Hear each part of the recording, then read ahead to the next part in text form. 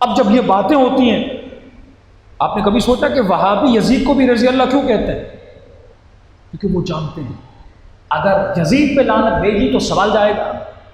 امام اساس کو پکڑ رہے ہیں نا، اساس ظلم، وہ فرماتے ہیں جس نے بھی ظلم کی بنیاد رکھی اللہ تو اس پر لعنت کر، اے شیعہ تو اس پر لعنت کر، اے شیعہ کے جوان تو اس پر لعنت کر۔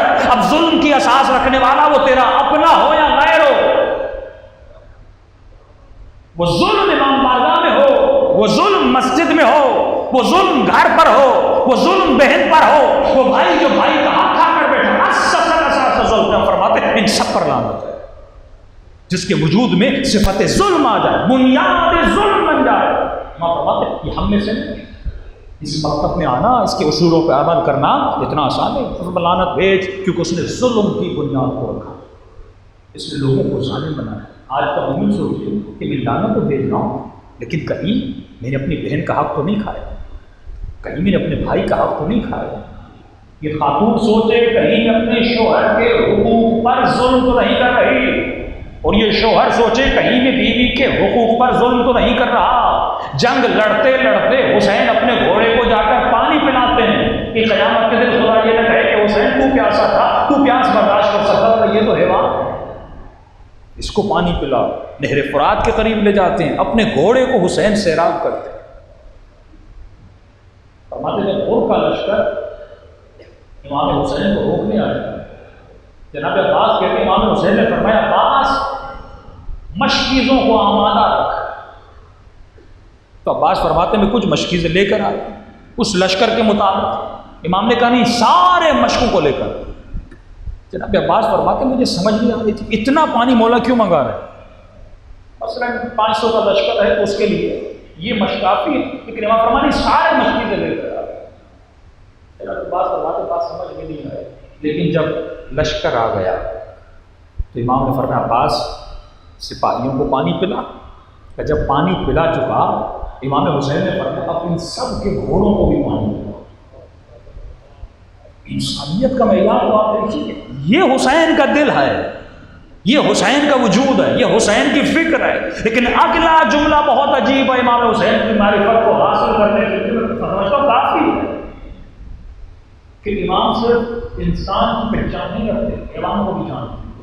فرمایا عباس جب گھوڑے کو پانی پلاؤ، جب تک گھوڑا اپنا منہ دور نہ کرے تو مشق کو دور نہ کرے۔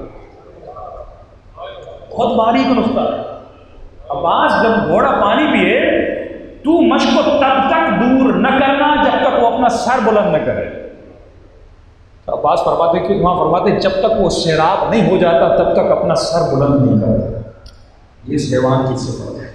اتنی فکر ہے امام کو اس گھوڑے کی جس پر دشمن سوار ہے، دشمن کی پیاس کی فکر ہے۔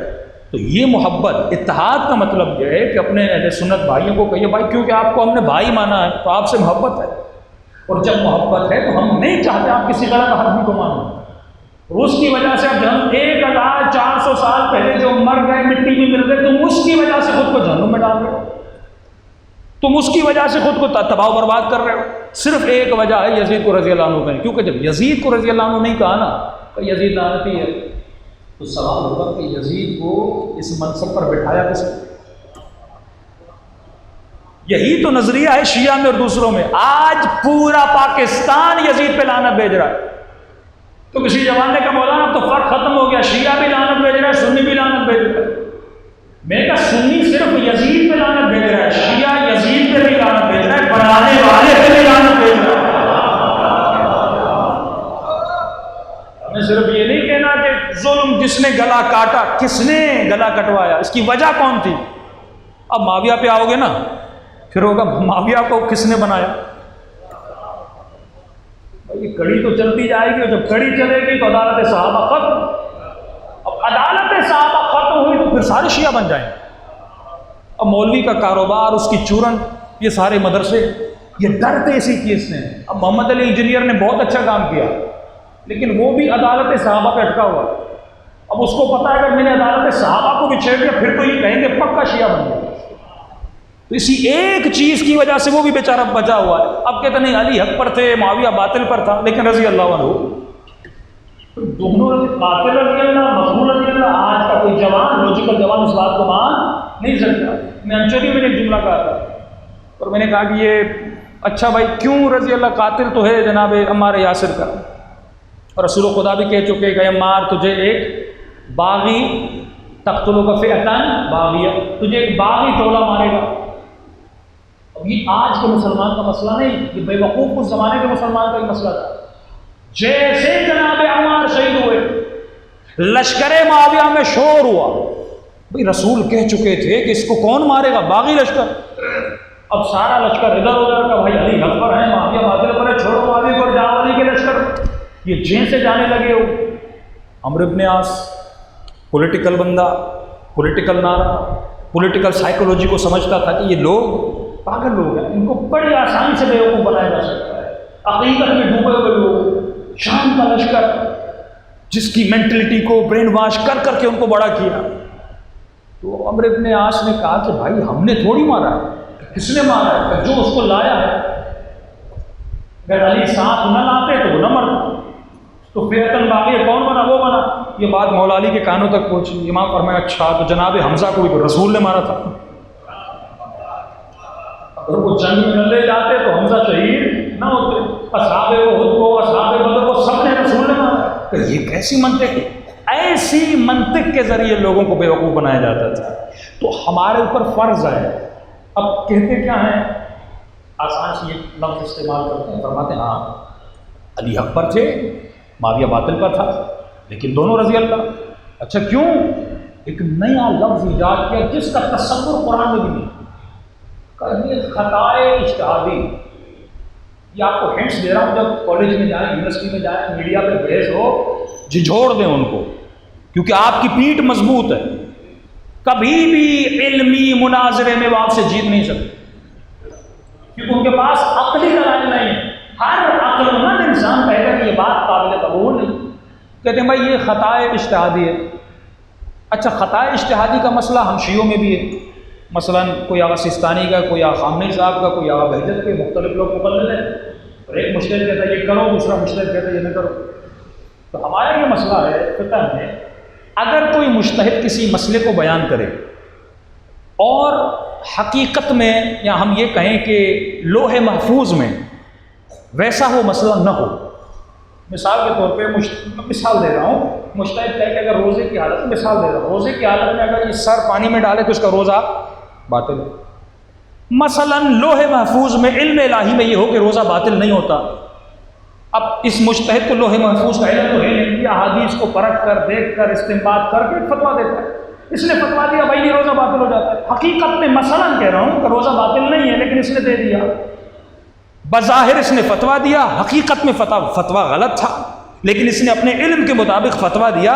کس طرح؟ اب آپ نے بھی عمل کیا، آپ کا عمل تو صحیح ہے، لیکن فرماتے کیونکہ اس نے تحقیق کی، اجتہاد کیا، محنت کی، اور اپنی محنت کے مطابق اس ڈاکٹر کی طرح آپریشن کرتا ہے، لیکن خطا سے مریض مر جاتا ہے. تب اس ڈاکٹر کو آپ جیل میں تو نہیں ڈال سکتے. اس نے آمدن تو یہ کام نہیں کیا تھا، وہ اپنے علم کے مطابق اس نے آپریشن کر دیا. تو فرماتے اس کی اس خطا پر بھی خدا اس کو ایک جزا دے گا، کیونکہ اس نے کیا کی؟ محنت کی ہے. اس کی خطا پر بھی جزا ہے. لیکن ایک اور مجتہد ہے جس نے کہا یہ روزہ نہیں ٹوٹتا. مثال دے رہا ہوں، یہ نہیں کہ آپ سر پانی میں ڈال دیں، مثال دے رہا ہوں، بار بار اس لیے ریپیٹ کر رہا ہوں، مثال کا ذہن آپ کا سمجھ جائے، اجاگر ہو جائے. کسی نے کہا نہیں بھائی روزہ باطل نہیں ہوتا، اور لوح محفوظ میں بھی یہی لکھا تھا کہ روزہ باطل نہیں ہوتا. یعنی اس کا فتویٰ حقیقت کے مطابق تھا.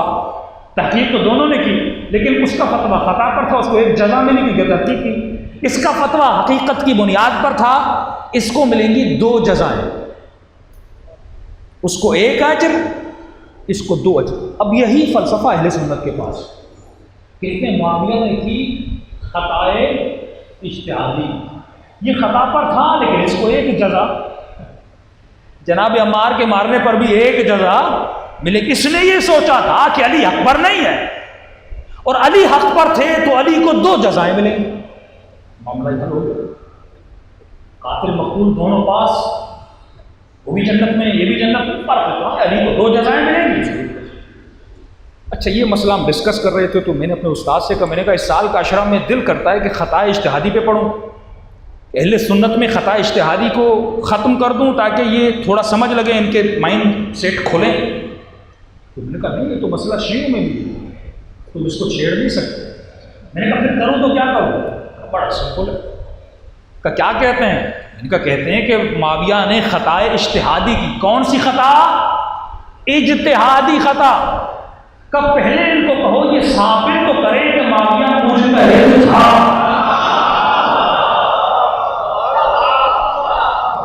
خطا اجتہادی وہی کرے گا جو مجتہد ہو۔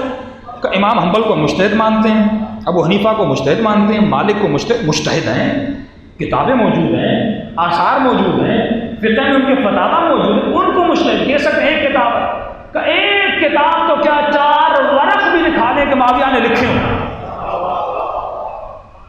اور اس سے پہلے والوں نے 3 صفحے بھی اگر علم نہیں لکھے ہوں، کسی علم پر 3 صفحے، بھائی فلاں صحابی نے یہ لکھا۔ ابن عباس کے ملتے ہیں آپ کو، پڑھا لکھا آدمی تھا، تفسیریں ملتی ہیں، ان کی کتابیں ملتی ہیں، ابو حنیفہ کی ملتی ہیں، امام مالک کی، کبھی مجتہد تھے کہاں؟ خطا وہ کرے جو مجتہد ہو، جاہل کی خطا کو جاہل